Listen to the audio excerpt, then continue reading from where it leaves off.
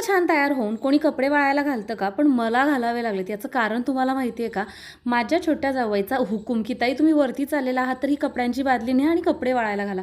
आता करणार काय? ऐकावं तर लागलंच ना. तुम्ही तर सकाळचं वातावरण बघू शकता, छान मस्त प्रसन्न असं आहे ना, असायलाच हवं. अहो शेवटी गावाकडचं वातावरण आहे, नो चॅलेंज घ्या.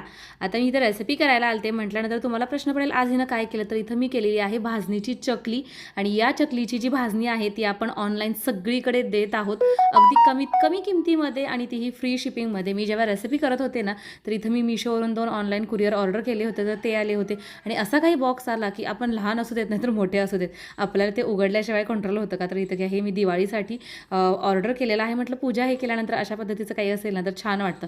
आणि अर्थातच तेल किती महाग झालेलं आहे आणि तेलाचे दिवे लावण्यापेक्षा म्हटलं हे असं काहीतरी करूया. तर त्याच्यामुळे ना हे मी 24 दिव्यांचं हे पॅकेट होतं आणि अगदी रिजनेबल किमतीमध्ये मिळते. तर त्याची किंमत किती आहे ते सांगायचं मी विसरले बरं का, कारण की मला लक्षातच नाही की त्याची किंमत किती आहे.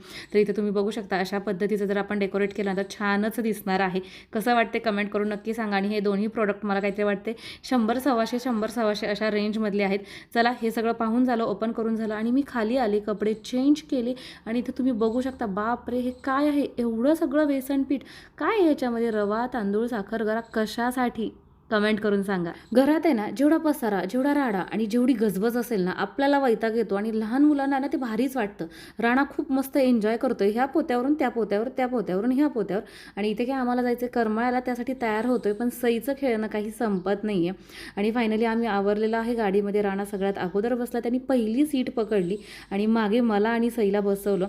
पण थोड्या वेळाने काय झालं माहिती आहे का, सईचं बघून राणूसुद्धा मागेच गेला आणि सगळ्या मित्रमैत्रिणींना टाटा बाय बाय टाटा बाय बाय करत होता. जसं काय आम्ही आता काहीतरी कितीतरी दिवसांसाठी चाललेलो आहोत. बघायला गेलं तर 2 तासात रिटर्न यायचं आहे.